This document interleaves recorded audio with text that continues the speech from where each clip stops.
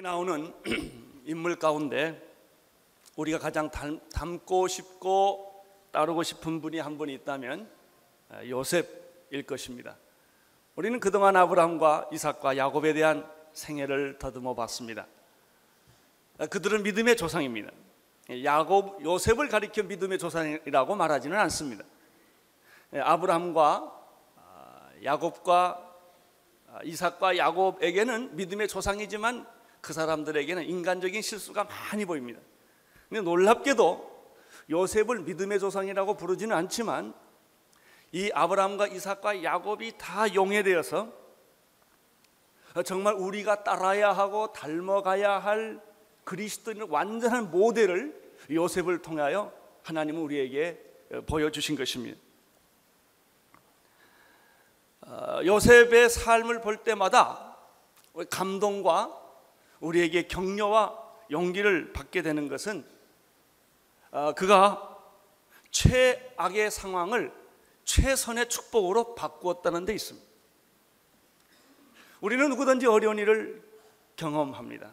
위기를 경험합니다. 위기가 문제가 아닙니다. 그 위기를 축복으로 어떻게 바꾸느냐가 중요합니다. 요셉의 특징이 하나 있습니다. 환경 탓, 조상 탓 안 합니다. 우리의 특징이 있습니다. 환경 탓, 조상 탓하는 것입니다. 근데 요셉을 보면 그렇게 억울하고 그렇게 어려운데도 하나님 원망 안 합니다. 그리고 자기를 힘들게 했던 사람들 미워하지 않습니다. 여기에 요셉에 대한 감동이 있습니다. 그는 불같은 유혹 속에서도 순결을 지켰으며 기막힌 절망 속에서도 꿈을 포기하지 않았던 사람이 바로 요셉입니다. 바로 오늘 우리가 닮아가야 하고 따라가야 할 하나님이 보여주신 정말 이상적인 그리스도인의 모습이 요셉이 아닌가 생각을 합니다. 요셉의 생애 전체를 놓고 보면 요셉은 저는 네 가지로 그 사람의 성격, 그 사람의 인생을 이야기하고 싶습니다. 첫째는 요셉은 정직한 사람입니다. 오늘 우리 시대의 위기는 정직의 위기입니다. 정직이 무너지니까 다 무너집니다. 요셉은 정직한 사람이었습니다. 두 번째, 요셉에게서 제가 발견하는 것은 그는 꿈의 사람이었습니다. 꿈을 꿀 줄 알았고 꿈을 이룰 줄 알았던 불굴의 어떤 위기 속에서도 꿈을 간직했던 사람이 요셉입니다. 요셉의 공부를 이번에 준비하면서 보니까 요셉의 또 한 가지 특징은 그는 정말 하나님을 신뢰하는 믿음의 사람이었다는 것이죠. 하나님을 신뢰할 수 없는, 신뢰하기가 어려운 상황에 수없이 그가 부딪혔지만 요셉은 하나님을 신뢰하고 있었다. 믿음의 사람이었다. 정직한 사람, 꿈의 사람, 믿음의 사람. 이번에는 그 부분까지 공부를 손을 못 대기 때문에 그 얘기를 표에다 쓰지 않았는데 요셉의 생애의 클라이막스는 용서에 있습니다. 형들을 용서하는, 그리고 모든 사람을 다 품어주는 사랑과 용서의 그 사람, 그렇게 함으로써 요셉의 생애가 마무리됩니다. 정직의 사람, 꿈의 사람, 믿음의 사람, 용서의 사람. 나는 이런 아름다운 신앙인의 모습이 여러분의 삶 속에도 발견되기를 축원합니다. 주여 나로 하여금 정직한 사람이 되게 하십시오. 어떤 경우도 정직을 잃어버리지 않게 하시고, 주님 나로 하여금 꿈을 꾸는 환상의 사람이 되게 하여 주시고, 그리고 이 환상을 이룰 만한 믿음을 갖는 사람이 되게 하여 주시고, 마지막으로 모든 것을 다 이루었을 때 모든 사람을 다 용서하고 포용하는 그런 사람이 되게 하여 주옵소서. 이런 사람이 누군가 생각을 했더니 예수님이세요. 바로 요셉은 가장 예수님을 닮았던 사람입니다. 오늘 첫 번째, 오늘 본문에서 생각하고 싶은 것은 요셉의 정직함입니다. 정직은 타고나야 합니다. 내가 노력해서 정직해질 수도 있지만 천성적으로, 기질상으로 이 정직이 있어야 합니다. 나는 여러분들의 자녀들에게 이 정직한 기질이 있게 되기를 바라고 품성 있게 되기를 바랍니다. 어떤 사람은 태어날 때부터 사기꾼적인 기질을 가지고 좀 태어나는 사람이 있습니다.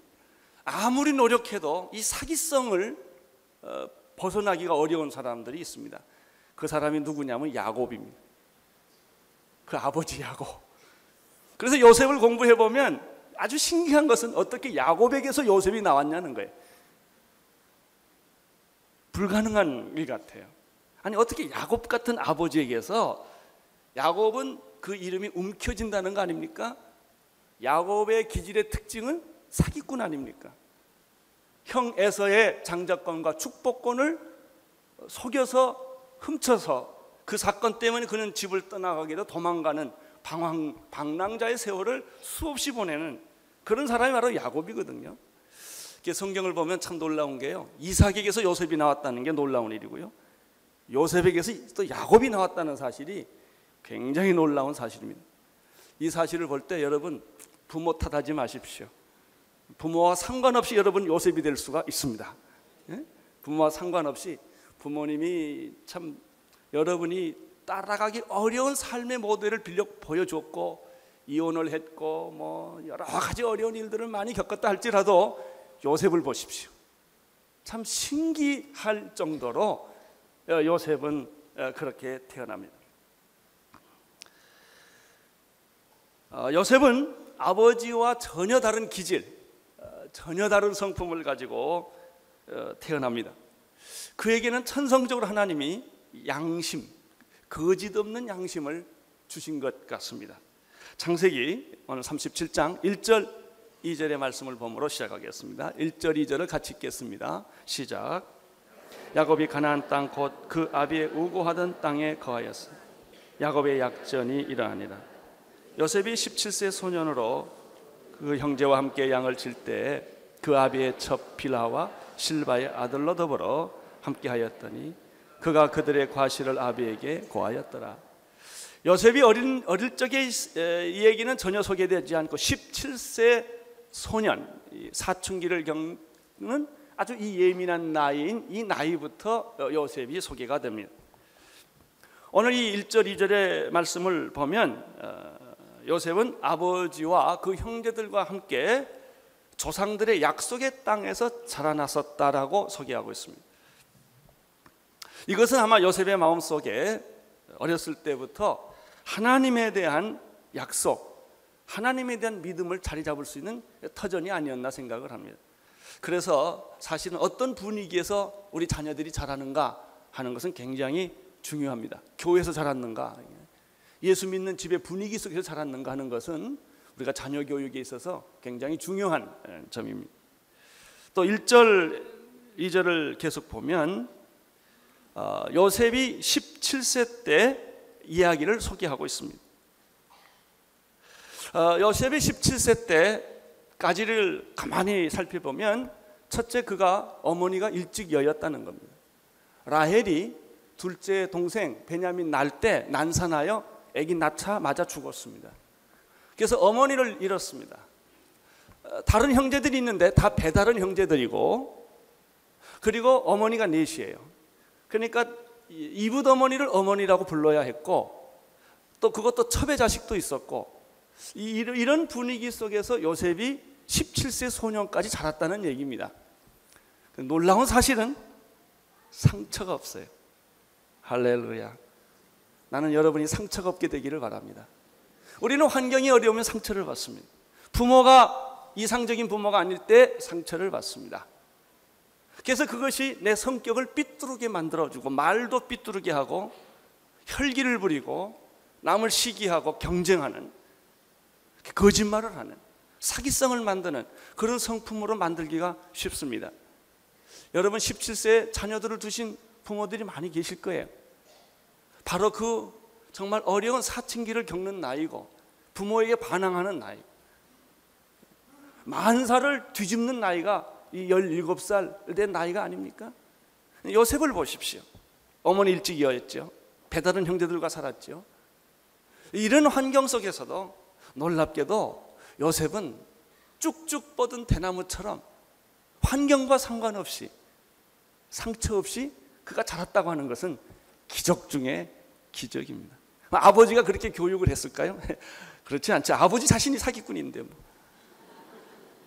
아버지가 무슨 교육을 했겠어요?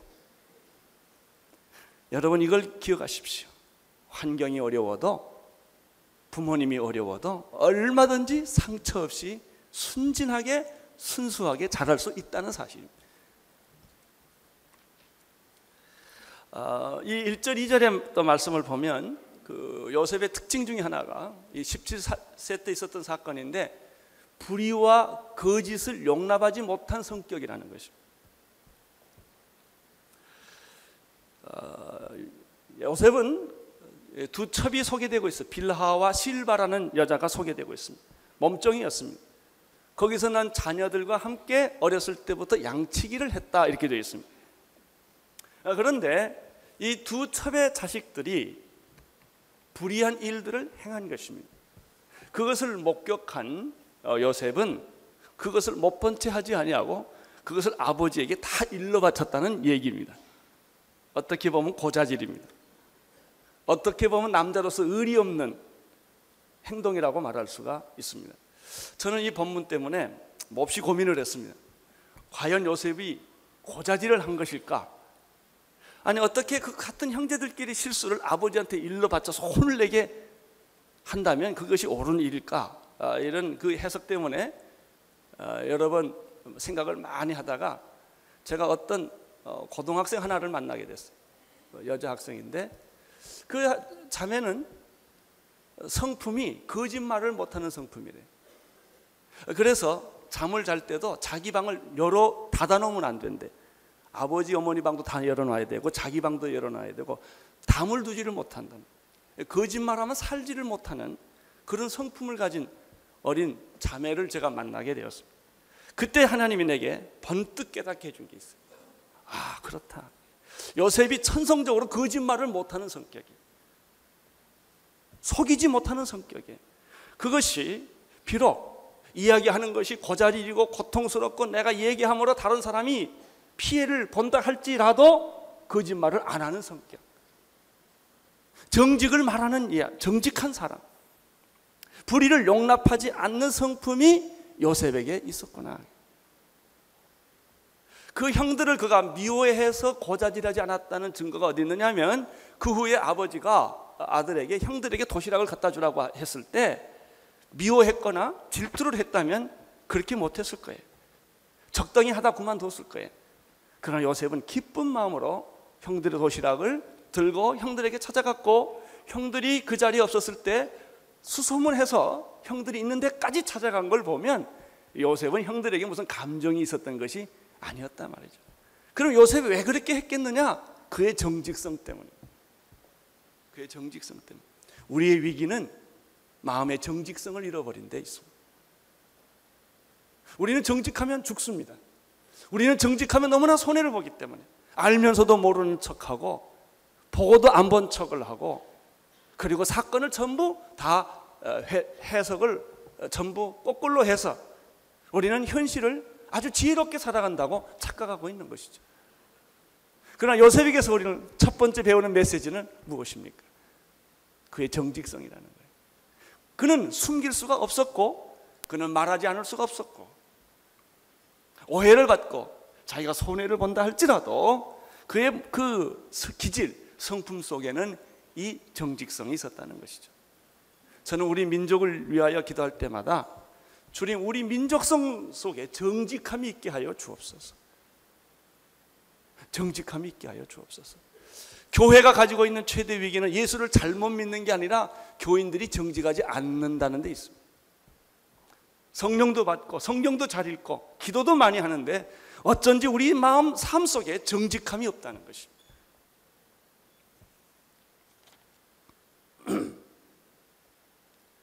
두 번째 요셉의 생애를 통해서 발견하는 것은 그가 지극한 사랑을 받고 자라났다고 하는 사실.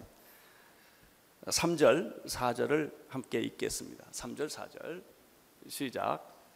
요셉은 노년에 얻은 아들이므로 이스라엘의 여러 아들들보다 그를 깊이 사랑하여 채석옷을 지었던 그 형들이 아비가 형제들보다 그를 사랑하므로 그를 미워하여 그에게 언사가 불평하였더라. 이 3절 4절을 보면 요셉이 문제가 있는 게 아니라 아버지가 분명히 문제 있는 것이 사실입니다. 아버지가 자녀 교육을 할 때 특별히 요셉을 편애를 했다는 얘기가 이 3절, 4절에 나타납니다. 그 편애한 결과가 채색 옷을 특별히 지어 입히고, 그리고 다른 형제들에게 질투와 시기를 일으켜서 요셉에게 아주 험하게 하고 말도 험하게 하는 그런 상황이 여기에 벌어지고 있는 것을 볼 수가 있습니다. 야곱이 요셉을 특별히 이렇게 편애한 것은 이해를 합니다. 왜냐하면 네 부인 중에서 요셉의 어머니였던 라헬은 지극히 사랑했던 여자였기 때문에 자기가 사랑했던 여자가 낳은 아이를 요셉이 사랑한다는 것은 이해할 만합니다. 또 요셉을 특별히 편애한 것은 아마 어머니가 일찍 죽었기 때문에 아버지로서 안타까운 그 마음이 있어서 누구보다도 떡을 하나도 더 줄 수 있었겠다. 그것도 이해를 할 수가 있습니다. 그래서 여러 아들들보다, 성경에 보면 여러 아들들보다 그를 깊이 사랑하여 채색 옷을 지어 입었다. 결과는 형들의 시기와 질투, 그리고 가정의 불화를 가져왔다고 하는 사실입니다. 우리가 여기서 두 가지를 배우게 됩니다. 첫째는 편애는 자녀들에게 갈등을 준다는 것입니다. 가정의 불화를 가져오게 합니다. 부모도 인간이기 때문에 자녀들 중에 누구를 더 특별히 사랑할 수 있습니다. 그러나 오늘 이 본문을 통해서 우리가, 여러분이 부모님들이 배워야 할 것은, 감정적으로 그렇다 할지라도 자녀들에게 편애를 해서는 안 된다는 것입니다. 똑같은 사랑 나눠줘야 한다는 것입니다. 그러나 우리가 다른 각도에서 이 야곱의 편애를 좀 보고 싶습니다. 배다른 형제들의 입장에서는 아버지의 편애가 몹시 불편한 것이었지만 요셉의 입장에서는 그것은 놀라운 일이었을 것입니다. 요셉은 특별한 대우를 받았고 채색 옷도 지어 입힘을 받았고 아마 모든 것이 열애가 아니었을까 이런 생각을 합니다. 그랬을 때 그 요셉이 아버지에 대한 감정과 느낌이 무엇일까요? 이런 믿음이 있었을 거예요. 아버지는 내가 어떤 실수를 해도 다 용서를 한다. 아버지가 나를 사랑하는 것은 확실하다. 그건 의심할 수 없다라는 그런 생각을 가지고 요셉이 자라났을 거예요. 이게 굉장히 중요한 겁니다. 자식이 말이죠, 부모가 나를 어떤 경우도 용서하고 사랑한다고 하는 이 믿음을 가지고 자라는 것이 이 아이의 미래에 있어서 얼마나 중요한지, 사랑받고 있다는 것만큼 중요한 것이 없습니다. 우리들의 모든 비극은, 우리들의 성격이 삐뚤어진 것과 상처가 된 것은 거절감 때문에 그런 거예요. 부모가 나를 거절한다. 사람들이 나를 믿어주지 않는다. 나를 이용하고 있다. 나를 사랑한 것이 아니었다. 저 사람이 나한테 잘해준 것은 나를 이용해 먹기 위해 그런 것이지 나를 사랑한 것이 아니었다 라고 느껴질 때는 그 인격에 위기가 오는 것입니다. 그러나 누군가 나를 정말 사랑한다, 자기 자식을 죽일 만큼 나를 사랑한다, 그 사람이 하는 사랑은 진짜다, 이런 믿음을 갖기 시작하면 이 사람은 변하기 시작합니다. 요셉에게 있어서 아버지가 나를 사랑한다고 하는 이 확신이 분명히 있었던 것 같습니다. 사랑을 이런 의미에서 받고 자란 요셉이었고, 배다른 형제들은 아버지의 불신 속에서 자란 자녀들이었다, 이렇게 이야기할 수가 있습니다. 자, 이것을 좀 더 구원의 차원에서 이야기를 해보십시다. 하나님의 사랑은 무엇입니까? 편애입니다. 내가 사랑받을 만한 조건도 자격이 없음에도 불구하고 하나님은 일방적으로 자기 아들을 십자가에 못 박혀 죽이기까지 나를 사랑하셨고, 내가 하나님의 사랑을 거부했을지라도 하나님은 그렇게 오랜 세월 동안 기다리면서 내가 돌아오기를 기다렸고, 하나님의 사랑은 한 번도 쉰 일이 없었고, 하나님의 사랑은 한 번도 좌절된 본 적이 없었다는 것이죠. 그래서 우리가 하나님의 사랑 앞에 녹아지는 겁니다. 사랑하는 성도 여러분, 여러분이 편애받고 자랐다는 사실을 아십니까? 하나님의 사랑과 야곱의 사랑의 차이점은 뭐냐면, 야곱은 요셉만 편애했고 하나님은 우리 모두를 편애했다는 겁니다. 다 똑같이 편애하셨습니다. 근데 사랑의 질이 나만 사랑한 거예요.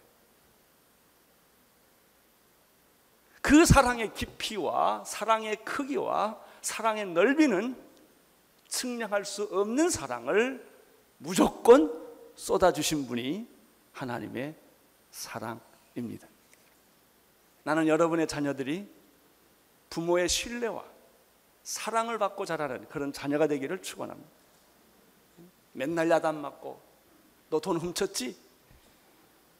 너 뒤에서 무슨 딴짓 했지? 계속 의심의 질문만 받고 자란 자녀들, 한 번도 부모의 따뜻한 사랑과 용서와 이런 것을 느끼지 못하고 자란 자녀들은 불행해질 수밖에 없는 것입니다. 그러나 안심하십시오. 하나님은 여러분을 편애하셨습니다. 부모는 나를 버렸을지라도 하나님은 나를 버리지 않으셨습니다. 사랑을 받고 자란 사람이 바로 요셉이었다는 것입니다. 세 번째입니다. 세 번째는 요셉은 꿈을 먹고 자란 사람이었다 하는 것입니다. 그것이 소년 시절의 특징입니다. 정직하게 자랐고 사랑을 받고 자랐고 그 다음에 꿈을 먹고 자랐습니다. 5절부터 10절까지 계속 읽겠습니다. 시작. 요셉이 꿈을 꾸고 자기 형들에게 고하매 그들이 그를 더욱 미워하였더라. 요셉이 그들에게 이르되 청컨대 나의 꾼 꿈을 들으시오. 우리가 밭에서 곡식을 먹더니 내 단은 일어서고 당신들의 단은 내 단에 둘러서서 절하더이다. 그 형들이 그에게 이르되 내가 참으로 우리의 왕이 되겠느냐, 참으로 우리를 다스리게 되겠느냐 하고 그 꿈과 그 말을 인하여 그를 더욱 미워하였더니 요셉이 다시 꿈을 꾸고 그 형들에게 고하여 가로되 내가 또 꾼즉 해와 달과 연한별이 내게 절하더이다. 그가 그 꿈으로 부형에게 고하매 아비가 그를 꾸짖고 그에게 이르되 너의 꾼 꿈이 무엇이냐? 나와 내 모와 내 형제들이 참으로 땅에 엎드려 내게 절하겠느냐? 요셉의 첫 번째 큰 특징은 정직이었고요. 또 두 번째 큰 오늘 본문에서 발견하는 것은 그가 사랑을 받고 자랐다, 편애를 받고 자랐다고 하는 점이 있습니다. 그런데 요셉의 가장 큰 특징은 역시 그는 비전의 사람, 꿈의 사람, 꿈을 꾸며 살았다고 하는 것이죠. 17세 때 있었던 일입니다. 잊을 수 없는 꿈, 그의 평생을 지배한 꿈을 그가 꾸게 됩니다. 이 꿈 때문에 요셉은 어떤 역경과 모함과 그리고 위기 속에서도 그가 살아날 수 있었던 그 원동력이 바로 이 꿈이었습니다. 꿈을 꾼 사람들은 눈이 반짝거립니다. 배고파도 반짝거리고 실패해도 눈이 반짝거립니다. 꿈이 있는 민족은 망하지 않습니다. 꿈이 있는 사람에게는 미래가 있습니다. 나는 여러분들에게 하나님의 꿈, 성령의 꿈이 있게 되기를 축원합니다. 자녀들을 보는 환상, 꿈, 내 인생의 미래를 보는 환상과 꿈, 밝은 꿈, 하늘의 꿈, 이런 것들입니다. 그런데 요셉이 그러면 가진 꿈은 어떤 것인가? 좀 특이합니다. 첫째는 요셉이 꾼 꿈이 자기가 꾼 꿈이냐 하나님이 준 꿈이냐는 문제. 꿈에는 두 종류가 있어요. 자기가 만든 꿈이 있습니다. 어렸을 때 가난하게 자란 사람들은 부자가 되는 꿈이 있습니다. 어렸을 때 어렵게 자란 사람들, 매맞고 자란 사람들, 내가 어른이 돼서 돈을 벌면 이렇게 하겠다, 이런 게 있어요. 그런 자기 나름대로의 어떤 꿈과 희망이 있어요. 이건 자기 꿈이에요. 인간의 꿈이에요. 꿈이라는 것이 나로부터 나왔느냐 하나님으로부터 주어졌느냐가 큰 차이입니다. 우리는 내가 꾸는 꿈을 가리켜 백일몽이라고 그래요. 이 꿈이 좀 지나치면 미쳤다고 그러죠. 자기는 그 어렸을 때 받은 상처, 어렸을 때 가졌던 그 꿈, 그것을 끈질기게 이루고자 하는 거죠. 어떤 사람은 대통령 되는 꿈을 평생 갖는 사람들이 있어요. 아주 모질도록 대통령 꿈에 한번 사로잡히면 다른 게 하나도 안 보입니다. 근데 그 꿈은 하나님이 주신 꿈이 아니라는 거예요. 자기가 만든 꿈이에요. 그럼 요셉이 가진 꿈은 어떤 꿈이냐? 자기가 만든 꿈이 아니에요. 하나님이 주신 꿈이다. 우리는 여기서 중요한 정의 하나를 내릴 수 있습니다. 크리스천이 갖는 비전, 꿈은 하나님이 주신 것이다. 하나님이 주신 것이어야만 한다.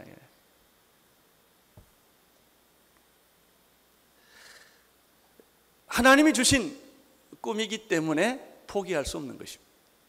하나님이 주신 꿈이기 때문에 반드시 이루어지는 것입니다. 요셉이 그러면 꾼 꿈은 어떤 것입니까? 첫 번째 꿈은 자기가 묶은 곡식단이 있는데 그 곡식단은 일어섰는데 주변에 있는 형들이 묶은 11개의 곡식단이 일어섰다는 것입니다. 근데 자기가 묶은 곡식의 단에다가 형들이 묶은 11개의 곡식단이 다 절을 했다는 거예요. 말이나 됩니까? 그래요. 상식이 안 맞는 말이고 들어서 모든 사람이 이해할 수 없는 이야기입니다. 그런데 사실입니다. 13년 후에는 사실로 변하는 꿈입니다. 하나님의 꿈은 일반적으로 사람들이 이해하지를 못합니다. 이것은 미래에 일어날 일에 대한 암시입니다. 꿈의 본질을 이해하지 못하면 사람들은 분노하고 미워하고 시기하고 질투하고 공격하게 됩니다. 이것이 하나님의 꿈의 특징입니다. 교회도 마찬가지입니다. 오늘의 교회를 향하신 하나님의 꿈이 있습니다. 그 꿈을 다 얘기한다면 우리는 다 도망갈지 모릅니다. 너무 힘들고 어려워서. 그러나 그 하나님의 계획과 꿈은 오늘의 교회를 통하여 반드시 이루어질 것입니다. 여러분의 이성과 상식에 맞지 않는 얘기들을 가끔 교회가 하게 됩니다. 나도 하고 싶지 않는 이야기입니다. 그런데 해야 합니다. 그것이 하나님이 가지신 이상이시기 때문에 그렇습니다. 여러분의 자녀들에 대해서, 여러분 자신에 대해서도 마찬가지입니다. 그런데 이 요셉이 두 번째 꿈을 꾸는데 아주 회개망측합니다. 그것은 요셉이 떡 버티고 있는데 하늘의 해와 달과 11별이 요셉에게 다 절을 했다고 하는 사실입니다. 황당무계하고 말이 되지 않는 이야기입니다. 그런데 놀라운 사실은 13년 후에는 이 꿈대로 그대로 이루어졌다는 것이죠. 형들의 입장에 있어서나 아버지들의 입장에 있어서나 요셉의 꿈을 해석하기가 어려웠고 받아들이기가 어려웠습니다. 바로 이것이 하나님의 꿈이었습니다. 그런데 두 번째입니다. 꿈은 하나님이 주시는 것이다. 하나님이 주신 꿈은 황당무계한 성격을 가지고 있다. 세 번째입니다. 그런데 문제는 이런 말을 17세의 소년 정도면 지식이 있고 상식이 있는 나이입니다. 이 말을 해서 내가 손해볼지 안 볼지 다 아는 나이 아니겠습니까? 이런 꿈을 꿨다면 안 하는 게 좋겠죠. 보나마나 욕먹을 꿈이고 시기와 질투를 받을 꿈인데 왜 그런 얘기를 하겠습니까? 그런데 문제는 요셉이 그런 말을 너무나 정직하게, 너무나 상처 없이 상대방의 입장을 생각하지 않고 툭툭 얘기를 했다는 거예요. 자, 여기서 우리가 또 하나 배우는 게 있습니다. 하나님의 꿈은 말하지 않고는 견딜 수 없다. 그 사람이 예레미야였습니다. 예레미야는 자기 민족이 망한다고 하는 계시를 받았습니다. 그 사람들마다 우리 민족은 이제 망해서 이제 북에서 다 내려와서 나라가 이제 없어집니다. 이런 얘기를 해야만 합니다. 사람들이 그런 얘기를 듣기 싫어합니다. 우리 민족 망한다고 그러면 듣기 좋겠어요? 북에서 다 들어와서 이 대화를 통해서 다 점령한다 이런 얘기를 누가 만약 한다면은 요즘 같은 분위기 속에서 그게 통하겠습니까? 그런 거예요. 그래서 하도 괴로워서 예레미야가 내가 이 예언을 안 하겠다고 그랬어요. 그러니까 속에서 불이 났다고 말했어요. 안 하면 안 되는 거예요. 이게 예언입니다. 지금 여기 보면 요셉이 꾼 꿈이 그런 거예요. 그 얘기를 그가 하지 않으면 안 되는 거예요. 그렇습니다. 여러분, 이게 뭐예요? 하지 않으면 견딜 수 없는 것, 그게 복음이에요. 예수 얘기. 만약 여러분들이 예수를 믿었는데 예수 얘기를 하지 않아도 괜찮다, 그건 예수가 아닙니다. 복음을 전하지 않고도 편히 사는 사람, 그건 하나님 아닙니다. 하나님을 전해도 안 해도 괜찮다, 그 정도의 하나님은 하나님이 아니십니다.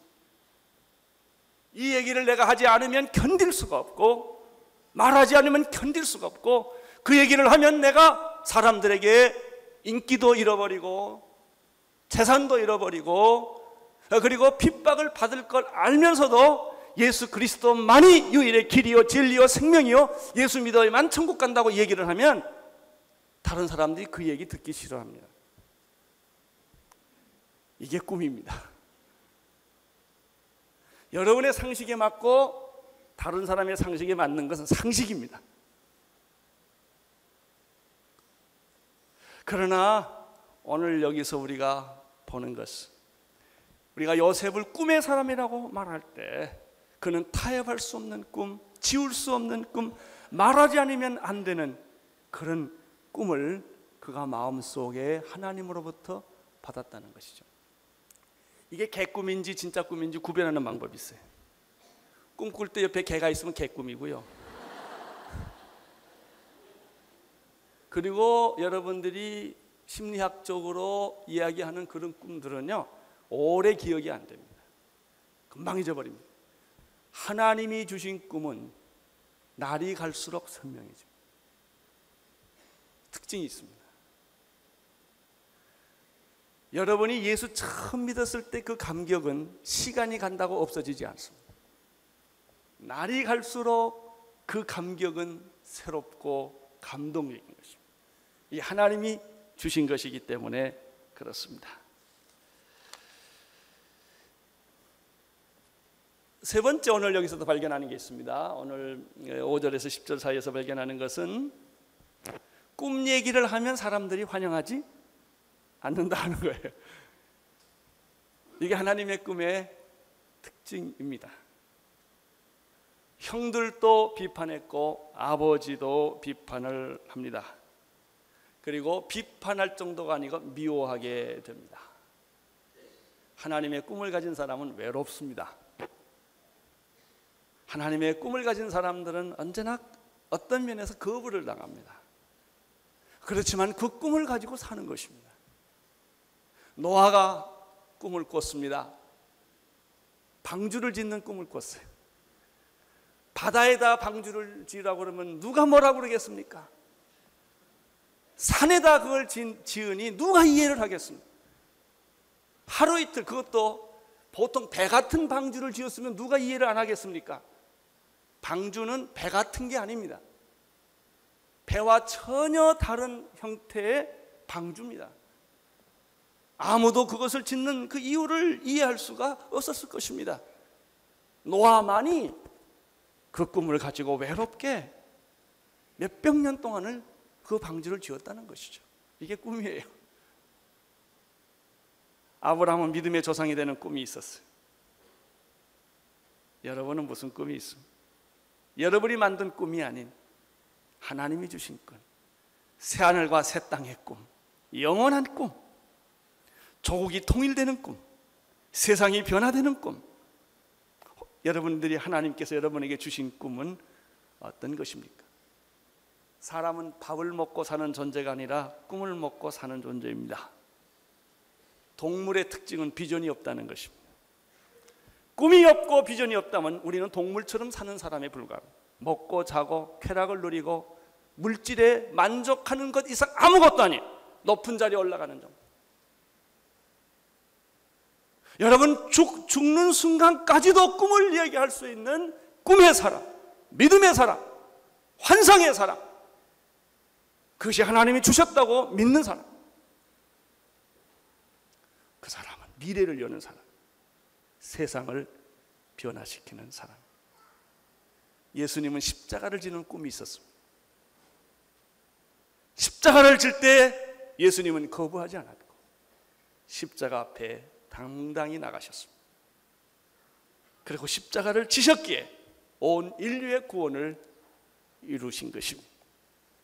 오늘 나는 이 아침에 우리가 12번의 설교를 듣게 될 터인데 12번의 설교를 들으면서 정말 하나님이 주시는 꿈이 있었다는 사실 깨닫게 되기를 축원합니다.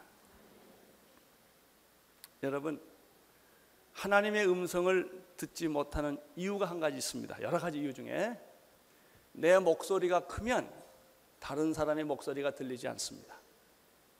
내 생각, 내 꿈, 내 계획이 많은 사람은 하나님의 음성을 듣기 어렵습니다.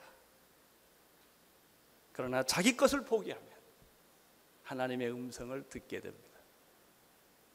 기도하겠습니다. 하나님 아버지, 오늘부터 12번 설교를 하게 되는데 우리 사랑하는 성도님들에게 요셉처럼 정직의 사람, 꿈의 사람, 믿음의 사람, 용서의 사람으로 12번의 설교를 통하여 변화되게 하여 주시옵시고 우리의 삶에 하나님의 꿈이 가득 차는 그런 영광이 있게 하여 주옵소서. 예수님 이름으로 기도드립니다. 아멘.